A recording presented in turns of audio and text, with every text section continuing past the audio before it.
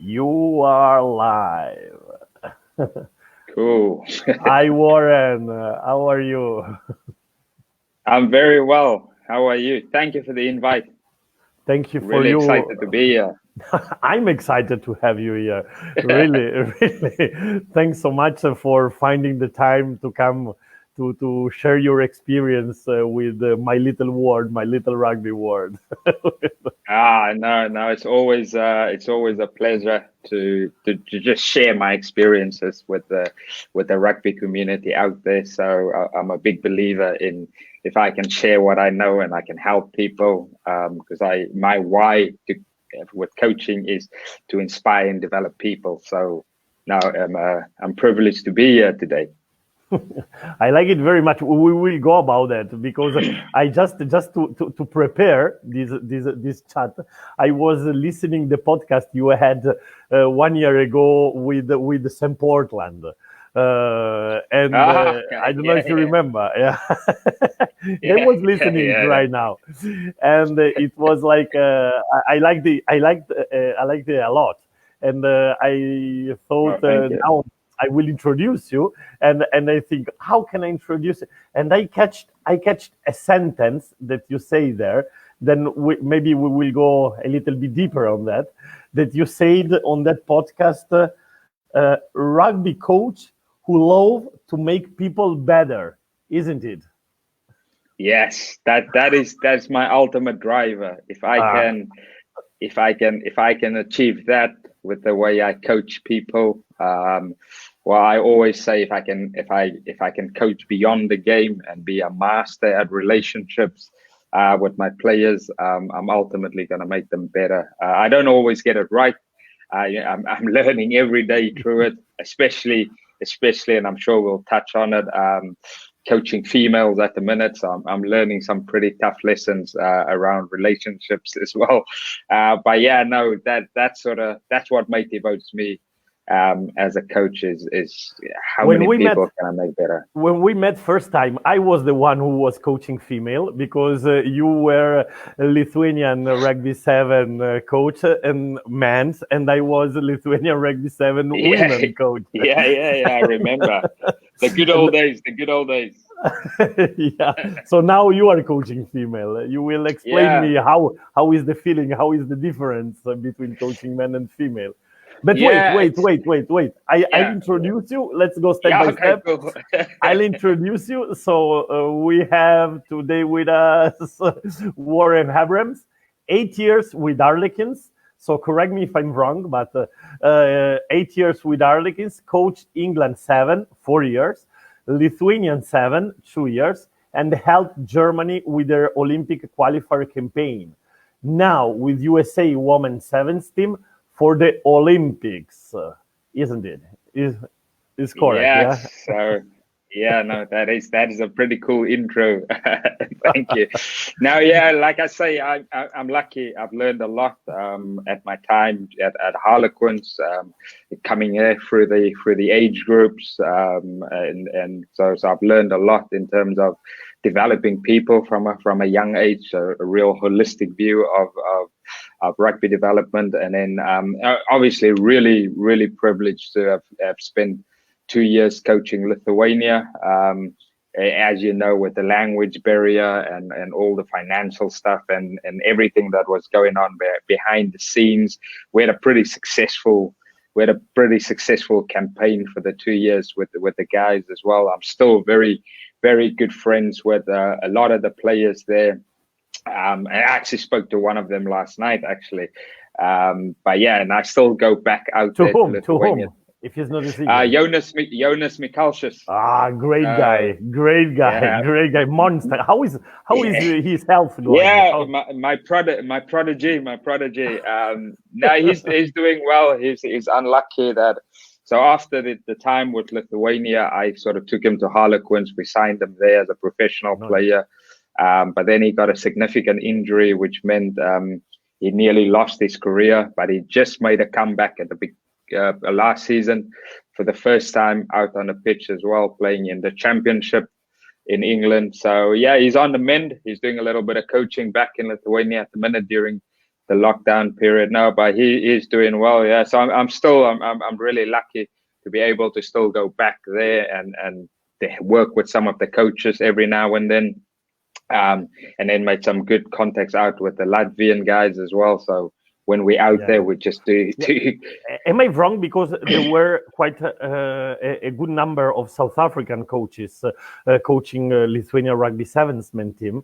But am I wrong, or you was you were the coach when they stepped up to the Grand Prix when they won in Poland? Yeah. Yeah. So so the first you time, and you and Diamantas, no? Yeah. So we took them to we won that division, and then we went to the Grand Prix to compete with the big guys. And then with all that success we had there, an opportunity for me came up to join Simon Amos' team with England Sevens. So I'm grateful for what I've learned at Lithuania. And then I was in with England Sevens, working with some of the best sevens players in the world.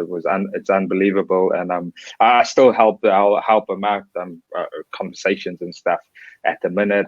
But yeah, no, it was an unbelievable experience because you can learn so much from players. I always say to coaches, you've got to be curious about the players, because the players, these are the guys out there on the grass on a daily basis. They see stuff completely different. So you got to pick their brains. You got to understand what they see and how they see stuff. So yeah, I've still got very, very good relationships with the guys there, because really, these guys are world-class players. So I'll be foolish as a coach to not have those conversations. So, and Warren, first question I always do here in my talks, it is, do you remember your first day of rugby? That's a good question. First day I rugby. See, I'm lucky. I'm from South Africa, and obviously you are born with a rugby ball in your lap. So those days started. Yeah, I've got some vivid memories of those back in those days. So we used to play a lot of small-sided games, like 5v5, 4v5 against each other. So in most of the time we were playing against the older guys in our little community. So that was my start of sort of getting the feel for the game. But I remember and then you go into school and you play your junior rugby, like to under 13, and you play barefoot. And I remember, you play barefoot in South Africa up until 13, and Chester Williams was my hero. Of course, I knew he was my hero back then. And then so I remember one of the first games I played, first full proper game in proper kit, was an early morning game. I think we were under 13. It was the first time I'm playing a competitive game for the school against another school. And it was an early morning on Saturday morning. And I think the game started I think it was maybe 10 o'clock in South Africa in the winter, and barefoot, and the pitch was wet and cold. But we absolutely loved it. So those are the early memories. Fantastic. And then the first time I played in boots was when I go to high school. This is the first time you play in rugby boots. Proper boots, and now you're in the big battle, and I was so nervous and excited because I was looking forward to wearing boots for the first time in the game. So those were the early memories for me. Nice. Which position were you playing at the time? So at the time, I was quite small. I say I was quite small. I'm still small. Very short. Small but strong. But strong. So obviously Chester was my hero. So I was on the wing. I was on the left wing, the number 11 jersey, and I obviously I was emulating Chester. I was role modeling all his moves, everything he was doing. I was scoring tries the way he was diving and the way he was playing. So I was on left wing when I started, and then as I went old, I started moving. I probably played every position in the back line, and as I got older, I sort of moved closer to the centers and fly off where I didn't have to run as fast because there was no much speed anyway. And you played a lot of sevens too, of course, yeah? Yeah, I was lucky to sort of play quite a number of tournaments and stuff. Played a lot for Samurai in and around sort of Western Province back in the day in South Africa. Had sort of a little bit of a taste of the emerging Springbok stuff, sevens wise. But I left South Africa pretty early. I was 24 when I came to England for the first time, or 23 actually, when I came to England. So I probably missed a little bit of a chunk there from sevens perspective. But then I did go back. And I played a lot of tournaments for Samurai sevens, in sort of international tournaments and stuff like that. And yeah, but over here in England, it was more sort of the 15 side that ended up to take over. I did go back in, I think it was in 2010, back to South Africa to try and get back into the sevens team. And then I think I lasted like 5 games and tore my ACL and MCL, and then the career was over because I was 27 at the stage.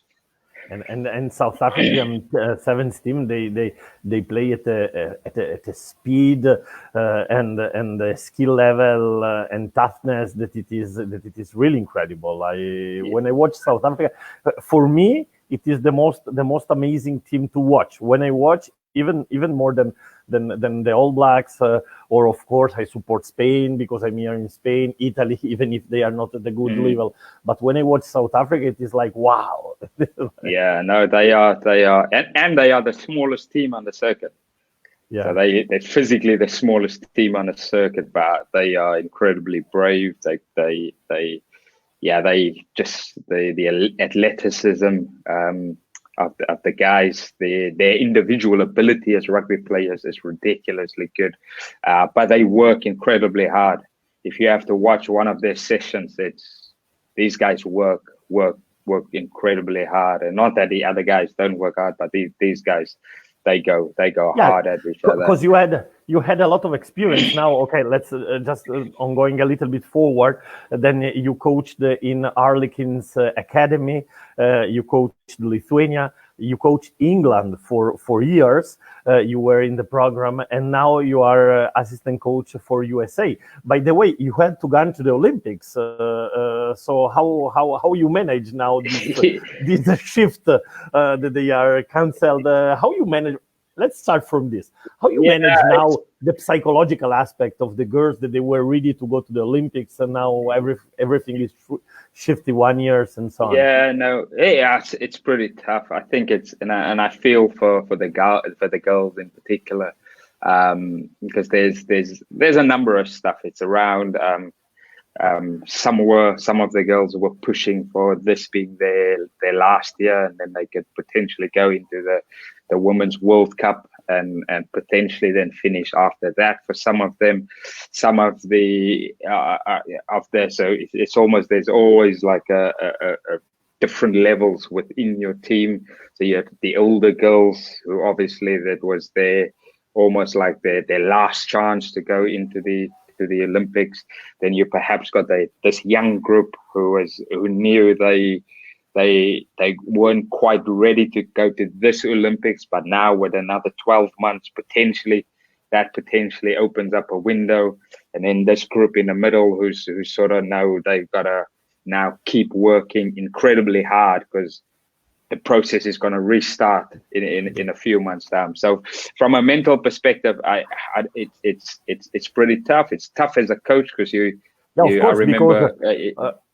Sorry if I'm interrupting me. No. But of course, because okay, they were already qualified, but the place in the team, it is not granted. So the girls have to start from zero. Let's say the job to get there, and some of those I imagine they already thought, okay, I'm in.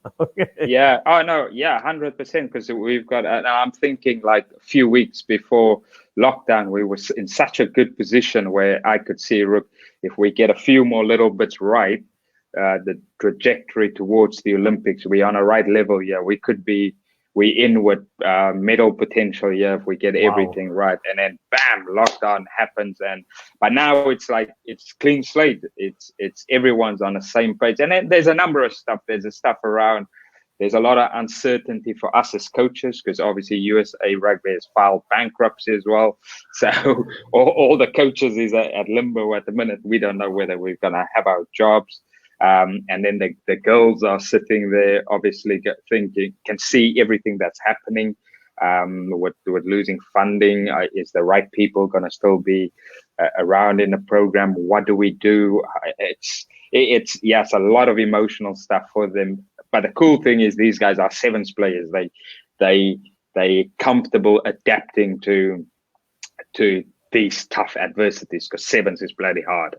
Sevens is emotionally draining. So they should be in a really good position to be able to adapt, but also gives an opportunity to just move away from rugby for a little bit because with the lockdown, as much as it's adverse and it's an adversity we're facing, there's opportunity within it. So we try and support them in that particular ways where you go, look, there's a great opportunity to refresh the mind, upskill yourself from a mental capacity, perhaps look at the game differently. But I think the most exciting thing is the stuff that I'm sort of seeing on social media and all this. I think from a coach's perspective, the game is going to change so much.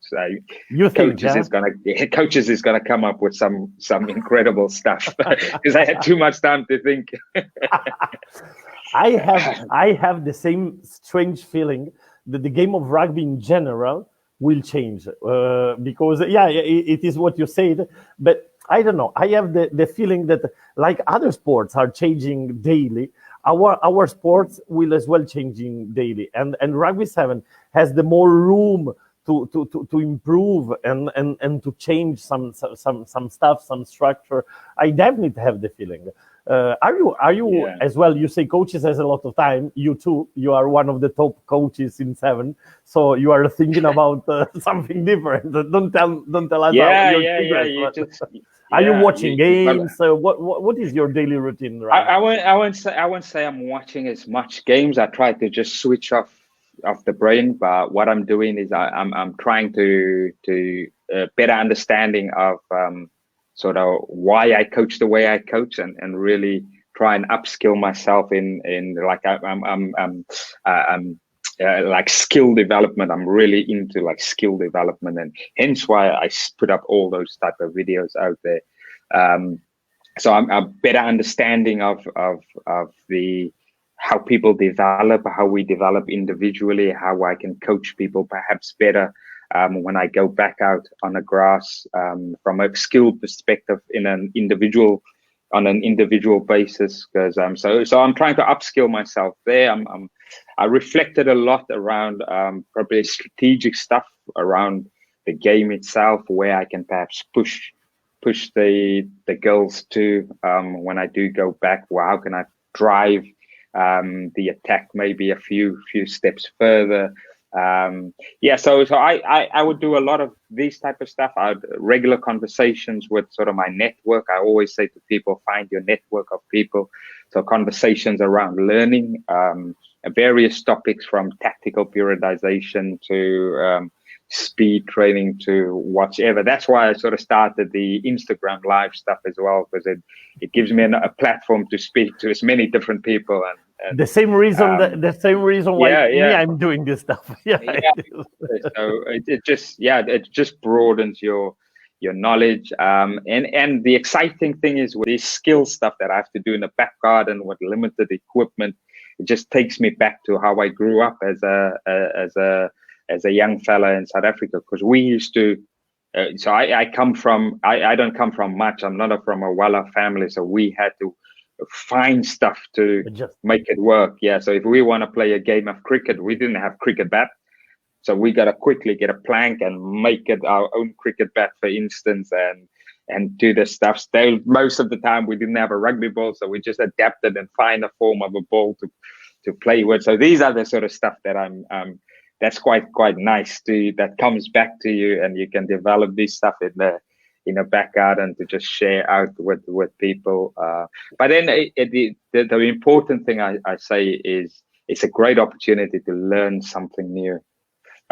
So whether it's I give you an example. I picked up an old book that my partner's grandma's house a while back. It's just The Art of Public Speaking, which is such an important skill in coaching. And I'm just dissecting that book at the minute. It's a little short book, but there's so much gold in there. So I'll have like regular little. I'll make sure that I read something every day. I'm one of those guys who read 5-6 books at the same time. I take little bits of stuff. That's Warren. That's Warren. It is because you started to coach female, because public speaking is so important in a female context. No, but really, I feel I coached before, as you know, women's team, and now I'm coaching kids. Okay, it is mixed, but mainly kids. We have 60 players and 6 girls of them, and I feel the total difference of how to drive the message to a men's team and to a women's team. You had the same experience a little bit, or? Yeah. So I always say there's a few things that I find in that some of them I had to learn the hard way. So you've got to articulate your why. So anything you do and introduce to a female athlete, or my team in particular, is I have to be clear on the why. And within that why, I have to give depth of the layers of the why. Where I find in the men's game, perhaps we could give the why we do certain stuff, and then we can perhaps don't have the final answer yet, but we can explore it together. So the message, you don't have to go in that much depth with the message. In a female game, you have to go in really depth because it's confidence. The girls needs to feel good. That is their natural, so motherly instinct. They have to feel good. If they feel good, they confidence. So clarity breeds confidence. So the more I can provide them with that clarity and that why. Now, I didn't get this all the time right. And then you can see there's a level of confusion or perhaps not confusion, but they're not quite confident to go and explore it. They need to be confident to be able to go and explore whatever you present. So yeah, that and the way you speak, the way you use your tone, those stuff is very, very important because every word that comes out can be either spark the imagination or it will put them back into their shell. So it requires a lot of preparation. So everything requires a lot of preparation. But yeah, they ultimately make you. I'd say I'm 10 times a better coach in this last since August I've been with the girls last year.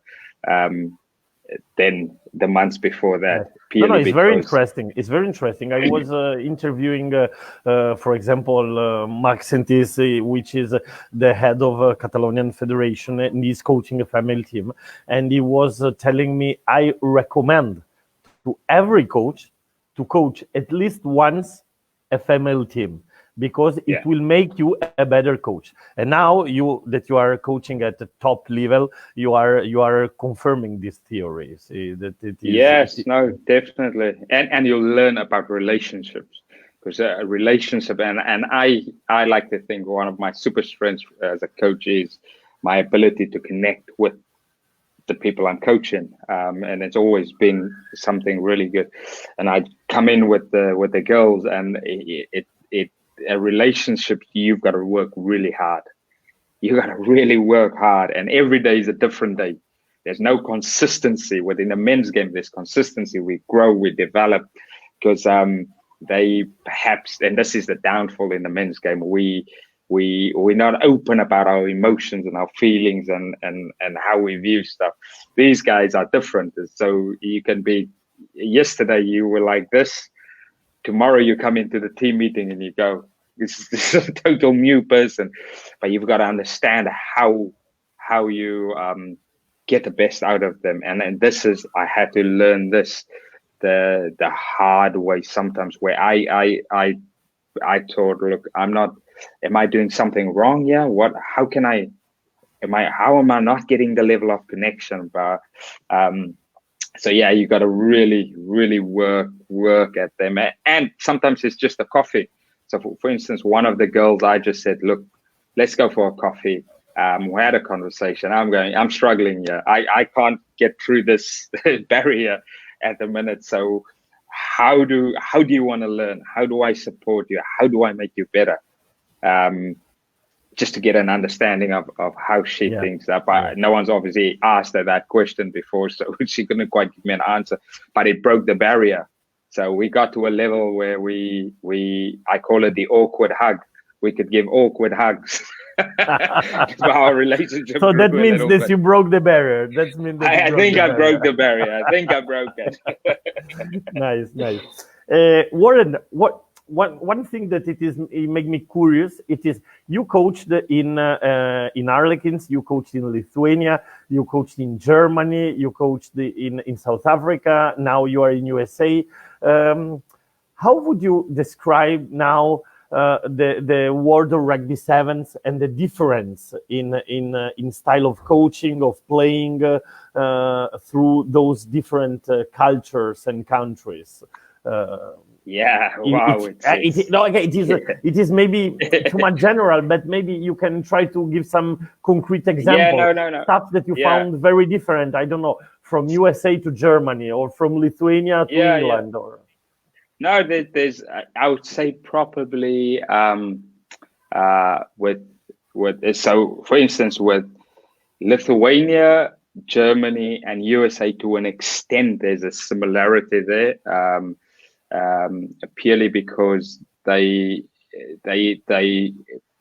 all three of them had a very sort of linear model they followed. In terms of what I mean by that, a linear learning model where there was no room for outside the box. Yeah, you so in this. Now we know that, and the game tells us the game is so complex. We know that to gain long-term success, you need to be able to play in the complexity of the game. And what I mean by that is the unstructured part of the game. High-level decision-making, be self-organized, be adaptable, be resilient. These are like important skills in those areas. So I remember at Lithuania, for instance, it was very much a regimented, same with Germany. This is how we're going to play. This is where we're going to go. This is X, Y, Z. And if you want to be the best in the world, you just watch the All Blacks, for instance, the way they can almost go from one style of play to the next style of play to the next style of play within one game. It's unbelievable. So, and those are perhaps where with England, we were working incredibly hard on this side of the game. So the continuum of jumping from structure to the complexity of the game and constant. So a really good understanding. Over with Lithuania, for instance, I had to work incredibly hard to get them to that level. So we did loads of sort of game-based, purposeful game-based style stuff with them. Same with Germany. I tried to introduce that with Germany. I didn't have enough time. I think I made a significant change, but it's quite hard to shift them because their thinking is very one way of thinking.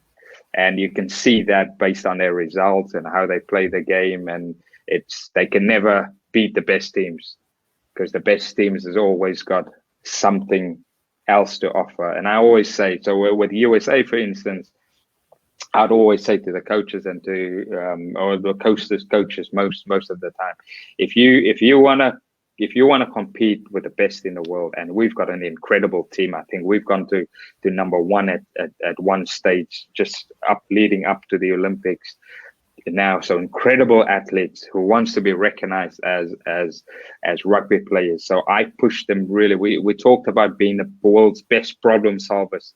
So I pushed them incredibly in that aspect of the game. They were very, very uncomfortable. Very, very uncomfortable. So yeah, so that is probably what I've learned there. But then the big stuff is how you form those relationships. There's some cool lessons in terms of how do I communicate with the guys in Lithuania? How do I have to communicate in Germany, for instance? Those two countries, obviously, language barrier, and then same with USA. But if you can articulate the evidence for them, and so what I always do although there's significant differences with these guys, I present this. You have to sell this product to them. This works if we do it right and if we do it purposeful, because this is the game. Yeah, because you're already good at the structured stuff. For instance, playing from phase 1 and phase 2. We as coach, we have to be good seller, good salesperson, and especially in a female game, you gotta be sell. But yeah, there's.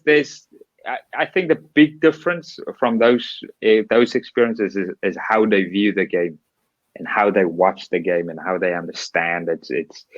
And you can see that these nations is not like first world rugby nations or tier 1 rugby nations, because they didn't grow up with the game like we grew up with the game, for instance. So trying to support and help and guide them through that. But yeah, and probably the biggest thing I've learned in this is you got to be able to have those tough conversations with people and really stick true to your beliefs, but be able to be what I call a chameleon. You gotta make it better from within, instead of going, this is how we do it. You gotta go, oh, okay, have we thought about this? Have we thought about this? Maybe if we add this little bit there, this might happen. You work your way from in, and that's the one that I learned from Lithuania, and I took that with me as I sort of progressed. With USA, I was probably a bit more forceful with stuff, because we only had such a small window to get to the Olympics and win a medal ultimately. So. Yeah, I hope that answered your question.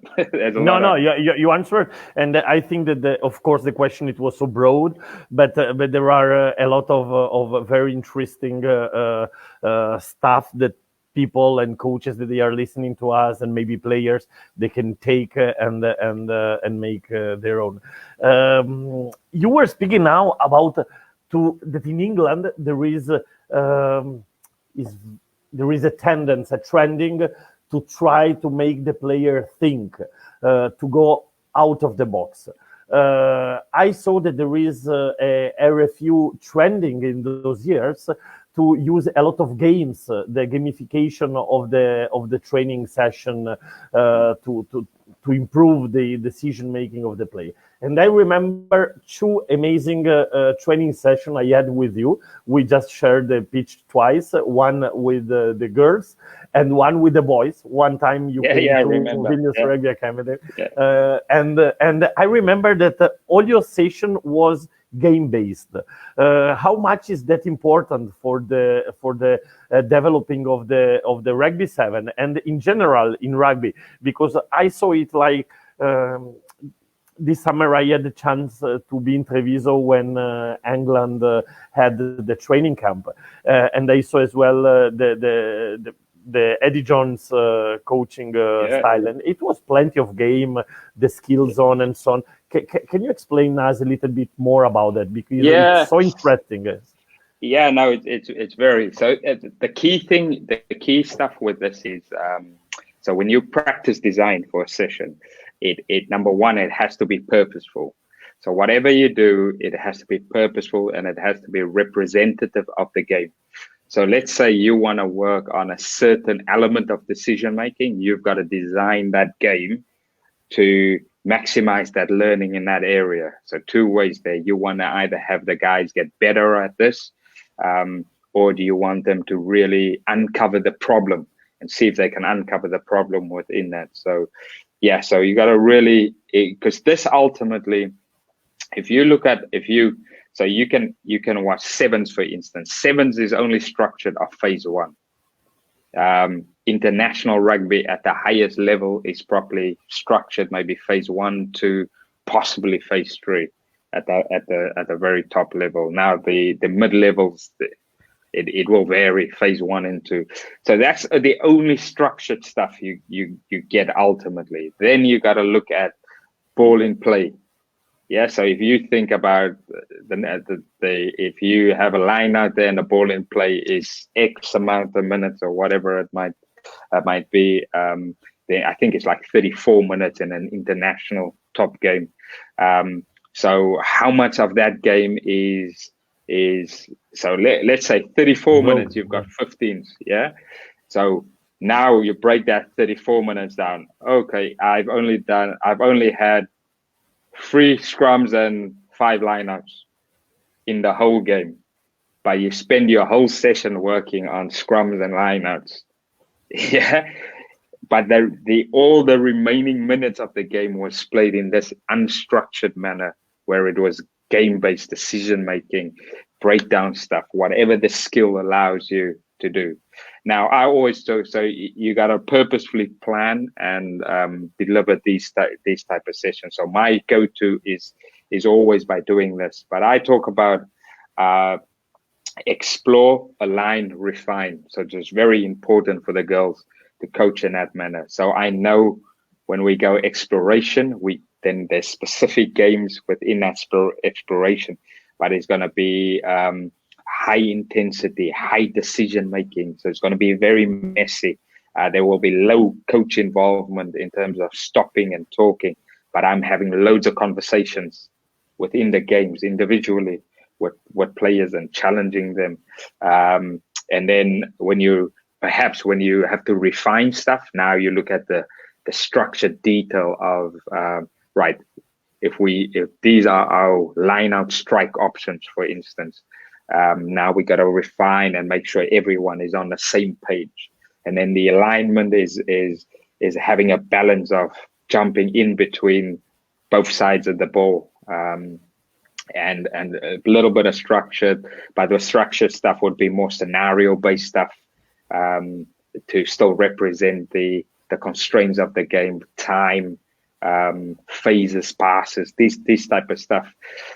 So you look at it from that perspective. Now then you go, okay, right, I'm gonna have to be, if I want to make my players better at making decisions in the moment, I have to put it in context. So you got to think about the task you want to do, the context of the game, the variation. So if I want to work on let's say backfield kicking, because there's space in the backfield. Now I've got to design a game where I can play. So I've got one of the games that I would play for that is I would have the halfway line would be the try line, for instance. Okay. Then I put a kicking zone. Then there's so the halfway is the try line, and then there's the kicking zone. So you have to kick over the zone if you can get space. So if people put people in a backfield, you catch the ball, you can come and score here at the halfway line, which splits. So people have to put back and forth. So it's constantly moving in your half. So it opens up space. Now, bam, I can put it in the backfield. So that'd be a small game. Now we go into the big pitch game and we play normal, whatever the constraint might be.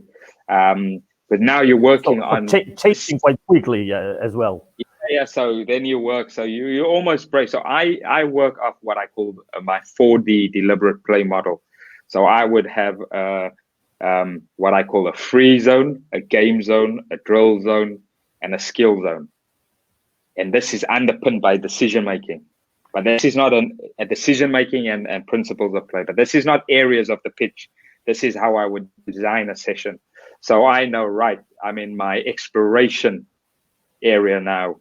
I want to work at our support around the breakdown and our off the ball support. Then I'll design games that's related to that. Now within the skill zone, I also know, right, I'm gonna have to break down support skill down a little bit. Now we're working under a little bit pressure here. And now from here, I can take them into what I call within my drill zone. Now I can look at the actions, the technicality of how you get to the breakdown, all those types of stuff. So I build it like that. And my free zone is normally That's informal learning. So I'll just give players within my sessions. I go, right, you've got 10 minutes there. The intention of the session is past decision making. You've got 10 minutes to sort yourself out, and I stand back and I see what they come up with. Fantastic. Yeah, so that's sort of how I think about the games and skills, and because ultimately, my thing is to develop. I say world class, and what I mean by world class, you can be world class within your club. So I want to develop world class decision makers world class problem solvers who's creative decision makers and can self organize and adapt in the moment. These are the type of players I want to develop, because with that is they can take that package in their daily lives. So if you think about it, you jump in business, you got to make complex decisions. You got to be adaptable. You have to be resilient every day. Now in lockdown, we have to be resilient. So you're helping people become better ultimately. Yeah. For example, what you said before, nice, super interesting, Warren. For example, at start you said, okay, now it is all a mess with the lockdown, with the Olympics because of you told me about the bankruptcy of the US. But you said, but we are resilient. We are superhero as rugby 7 players. and I was interviewing a guy last week, which is as well a rugby 7 maniac here in Catalonia, and they say rugby 7 is an extreme sport. He told me like that.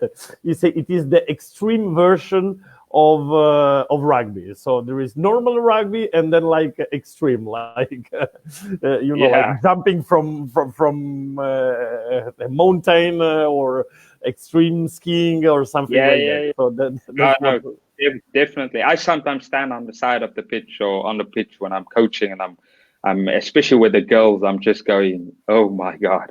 How did they do that? These guys are so good. It's like, how quick are they? And it's just, and that's the thing I really liked about the girls. And one of the big things that I always say to coaches when you cross over, I coach rugby. It's rugby players and people ultimately. So it's not gonna be fundamental differently the way I coach and the way I behave. With the girls, there's going to be a higher level of empathy, but I'm a naturally positive coach. I like to keep stuff positive, and I'm really hard on if we want to be the best in the world. We got to live up to those world's best standards if we set it for ourselves. But you can't coach them differently by their subtle differences within.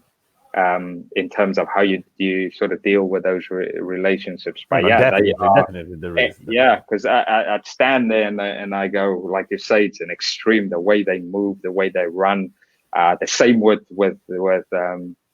I remember with England, and then you got to work with guys like Dan Norton and Tom Mitchell and these guys, and you go, oh, jeez, just the way the stuff they can do on a field. And you go, I'm just you just guide them, you just support them a little better, because these guys are world class. Run. But one thing I learned from Stuart Lancaster is the day I spent with him, and he said the one thing you need to remember is you've got to know your shit. The more you know your shit, the more you can stand toe to toe with anyone in the world. So I'm just making sure that I know everything that I need to know, and upskill myself consistently, so I can have these world-class conversations.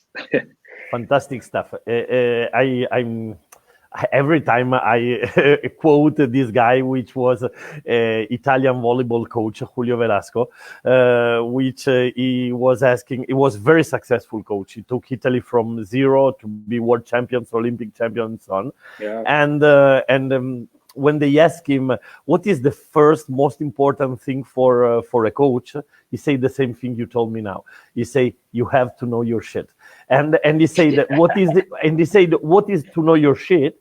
It is to know really. It is to know the details of the skill, of the structure, of the mental process. Because if you just know like superficially. The players, they will scratch, and it will be. They'll find you out. They will find you out like very quickly. So because then you can't notice. You don't notice stuff, and I always say, because noticing is one of the greatest rugby skills a coach can have, because that's ultimately coaching, because you've got to be able to see everything. So I always say to coaches when I give them advice, I say, be a lion. Yeah, if you watch a lion in the wild, he just sits there and he's observing, and bam, when he's in there, he comes back with his prey 99 times. Because at the end of the day, what the players at any level, at my level, but I think as well at your level and top level and so on, what they appreciate at most, it is when you really help them. So if you notice something, and this thing that you notice, it is useful for them. Look, if you put your hand a little bit different, if you make this drill, if you maybe look what is doing the other player there, the space that is giving to you and so on, and then it happened on the pitch, then you get credibility. It's not like I played 100 games with the Lions or I don't know what. It is when shit happens in the pitch. No, 100%. You're right. Definitely agree. I liked it so much. The last thing, because I don't want to take too much of your time, I know that you have as well some stuff that you are doing. We will speak about that just in a while.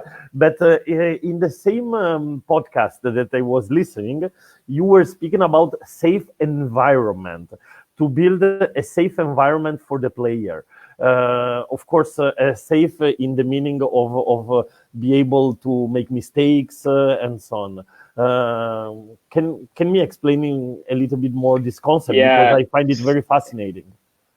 Yeah, so imagine you go let's make an example. What is your favorite place to go and get a coffee, for instance? Okay, here in Barcelona, near my house. Yeah. So the place is there near your house. Now you go, when you're in that environment, you come in. Yeah, they allow you to explore with your own coffee. They go, Danilo, right? This is your framework. You can create your own coffee today. And every time you come back, you can come and be even better at making this coffee, and being even better at making this coffee. And within that environment, they upskill you. Now we're going to teach you how to make this coffee.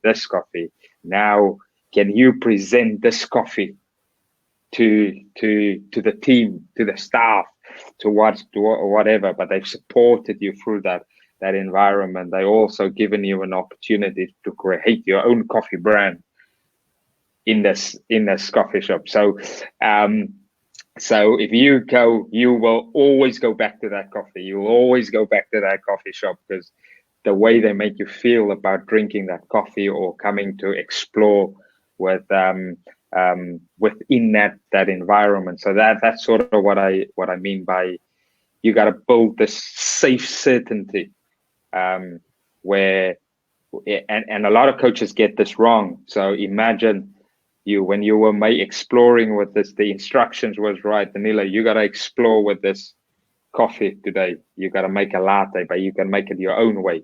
And as soon as you make something wrong, the guy who's coaching you go, that's wrong. Why did you do that?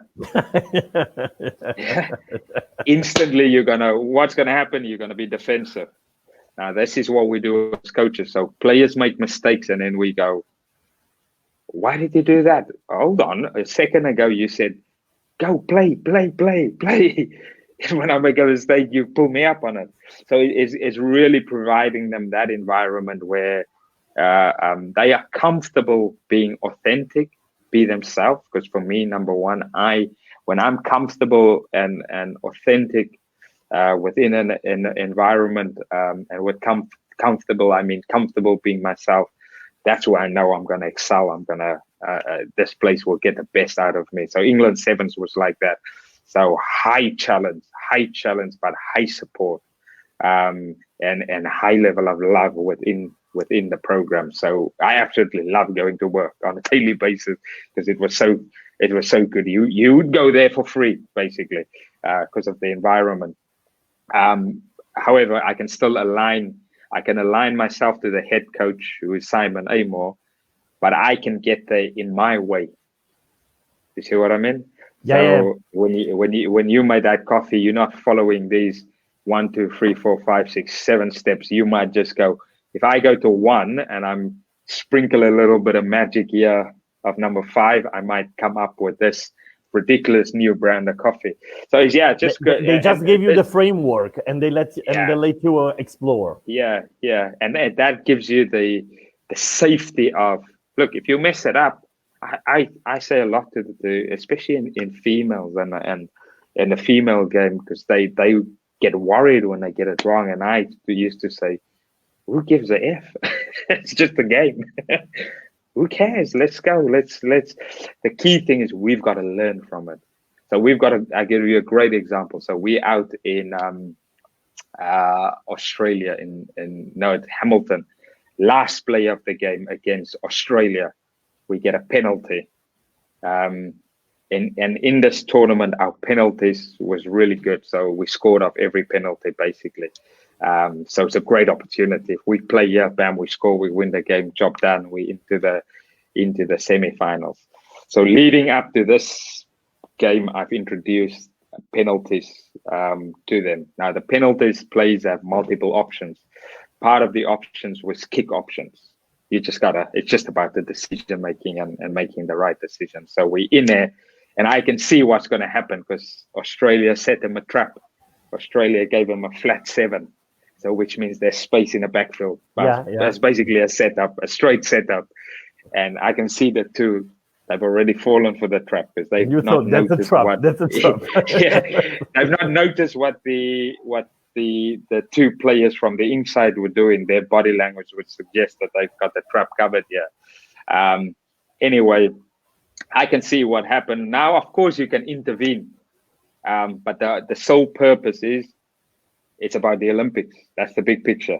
These World Series games, they're just stepping stones for us. So we got to learn, So let it unfold, and bam, she kicks the ball. Yeah, kicks the ball. Australia catch it, boom, kicks it out. Everyone is pissed off. Everyone is frustrated. All the girls, blah, blah. So, and then it comes out, kicking is not in our framework. And I go, hold on. How many options have we got? Is kicking one of it? And then everyone goes, yeah, kicking is one of it. Now, and then this is because this is a safe environment. So she's kicking, so we can't go back on it. However, the learning lesson for the group is and was at the time was, so my question was, how many times did we kick the ball in training when we did the penalties? So in 12 weeks, we've kicked it twice. Right. From that. Once it worked out. The other time it was a little bit of a shanker, but the space was there, so it was the right decision. And I go, that's our lesson. So this tells me you were not ready to even kick the ball within games like that, because you've not worked on it, you've not trained it, you've not worked on the skill. So you know that if you want to use that option, you have to go back to the training to work on that. You gotta have the confidence to go. So if you watch Sonny Bill Williams and he throws these offloads, the guy works on them.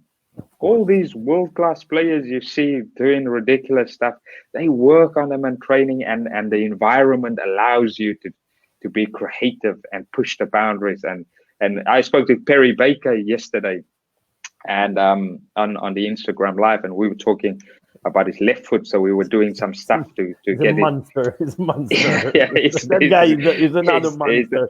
He's an unbelievable guy. But we were working on his left foot. So I give him a few ideas.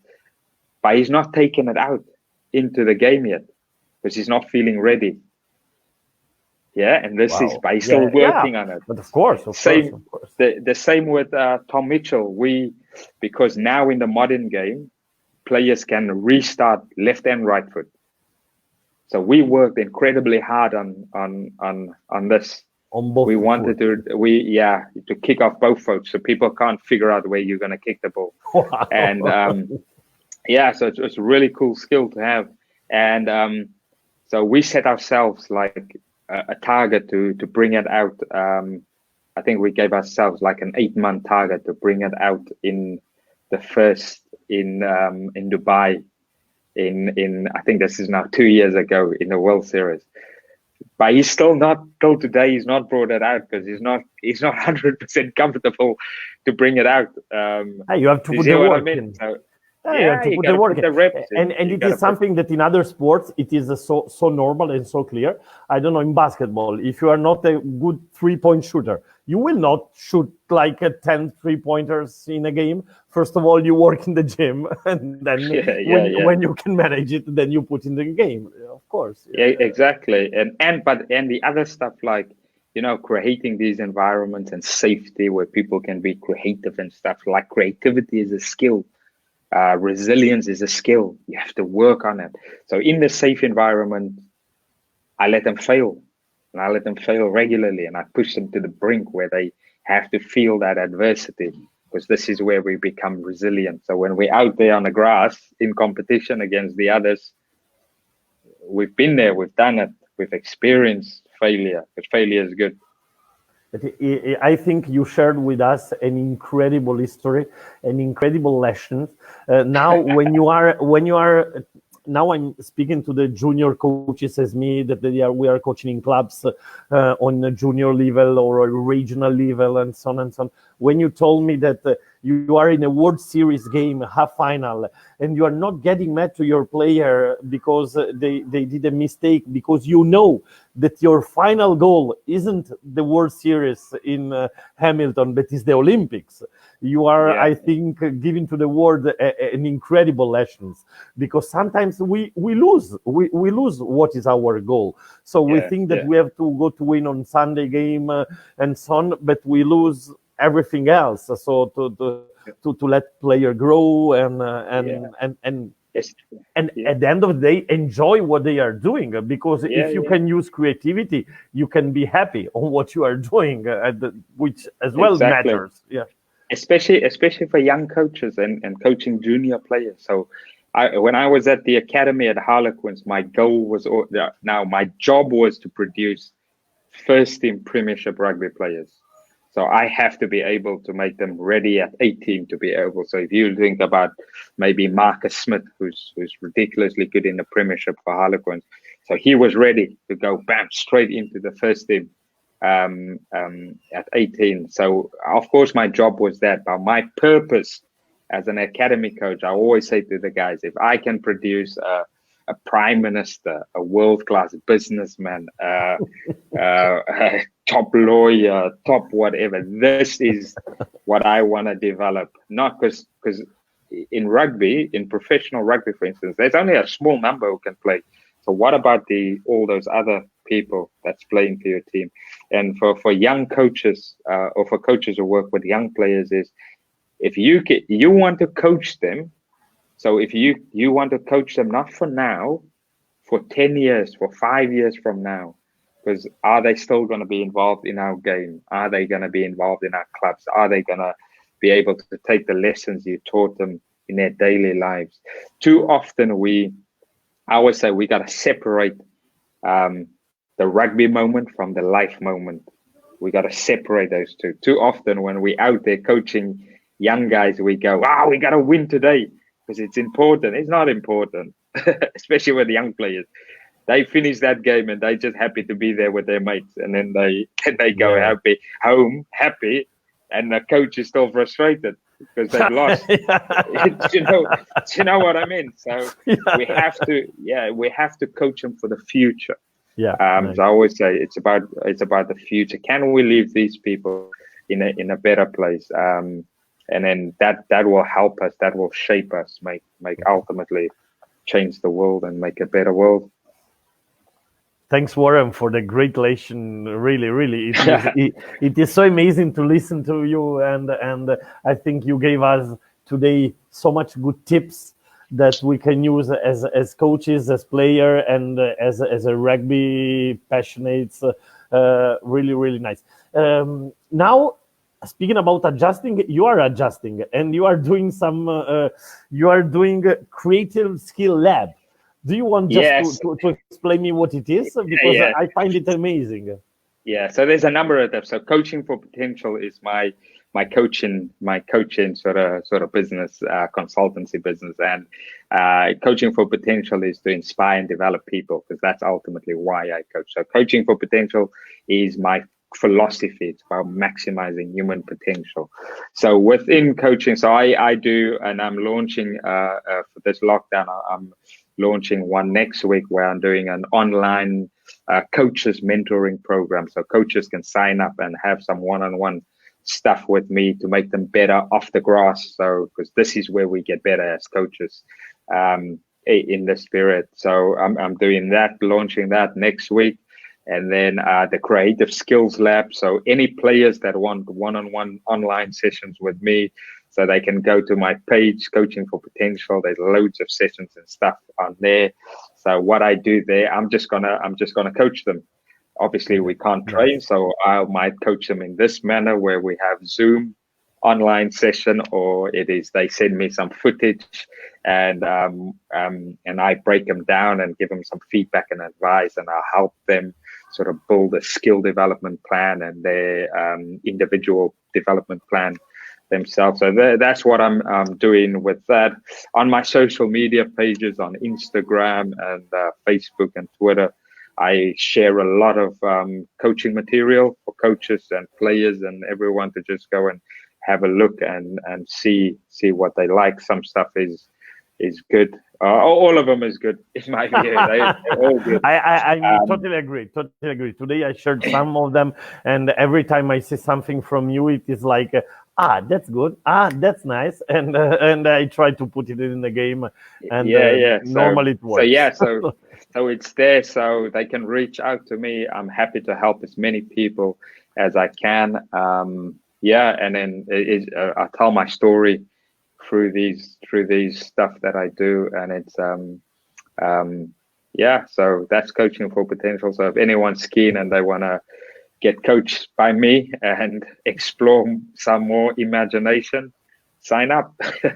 And I think for the guys that they are listening to us now, that it is really a great opportunity in these times to have an opportunity that you normally don't have. Normally, you cannot get in direct touch with a coach as you, who is training at top level and so on. So it is a great opportunity, especially for all those guys who want to play seriously rugby sevens, but not just sevens. It's multiple. Yeah, and it's of course it's that comes with sort of the territory, but probably one thing I will leave your coaches with is I coach a lot. I got coach international. It was my day job, but I am out there coaching young players, club rugby, university, school teams. I am on the grass. I'm coaching because This is where I'm getting better. I call it my gym. So if I'm not at my day job, I'm doing other coaching. That's where I'm gym. That's where I'm training. The other day I did an under-9 session before the lockdown with under-8s, and that's where I'm learning. I felt the experience to have with you 2 rugby session on the pitch, and both they were amazing. With the girls, the girls were amazed on that, and with the boys, I remember just in one session we grew up the level of the team, and then the day after they went to a tournament and they won it. Of course, it's not just that. But it's all me. It's all me. all you. Warren, normally before to say goodbye to my guests, I ask them one question. Two. I ask them 2 questions. First question it is: can you name a guy who you think it could be interesting for me to have an interview with, and maybe some guy that it was maybe important for your career, or someone that you think it's particularly smart, and you can suggest me to get in touch with? Yeah, there's definitely a couple of guys I would actually. I'll suggest 3 guys, because these guys have significant influence. Okay. Oh yeah, Simon Amor who's now with Eddie Jones. I would love it. He's challenged me incredibly hard, but he's also supported my coaching, and he's definitely supported me to get to a new level. He might be hard to get hold of with with all the duties with under Eddie Jones at the minute, because Eddie drives him pretty hard. He's challenging the coaching staff as well. Harley. Yeah, incredibly. He's giving me the lowdown. It is pretty tough, but he's enjoying it. The other guy, if I reach out to Russell Earnshaw and John Fletcher from the Magic Academy. Fantastic. Those guys are. I quote them quite a lot of times on those interviews, and I would love it. So if you have the contact and can you forward it? Definitely. I would so pleased to have them here. I would so pleased. So those guys are two good thinking buddies of mine. They're always good to give it, share advice, and if I'm struggling, I'm just asking them to pick their brains. So they'll be cool to come on here. And then another guy that I think you guys would love and learn from is Richard Cheetham, the master of play. Okay. He was the coach developer of the year last year. So yeah, he's the master of play. He's a professor at Winchester University, another thinking buddy. So yeah, there's a couple of names there for you. Thanks so much, Warren. And then last but not least, the last question is every time one. What was your best moment now in this case as a coach? I know that everyone has a lot and so on. It is hard to choose and so on. But if you have to choose one, your best rugby moment, just let us with a smile. Yeah, I'm the moment that changed my life forever. Okay. 1995, when Nelson Mandela gave the Rugby World Cup to Francois Pienaar. So in that moment, it created a dream for me. I knew I can achieve something, and it made me fall in love with the game even more. At that stage, I wanted to play for South Africa. I wanted to coach South Africa. I had no clue what coaching was, but it looked good and it felt good. So that is also a picture that is my performance picture. So it sits in my office or wherever I am, because it reminds me of who I am and where I come from. Yeah, so that's my moment. Great. Warren, it was really so nice to have this talk with you. Thanks so much. Really, thanks for your time. Thank you for having me. Thanks for sharing, for caring, and I'm really so happy to have the chance to speak with you today. Really. No, thank you for having me. Really privileged. Thank you. Thank you very much. Thank you so much. Cheers. Bye. Bye.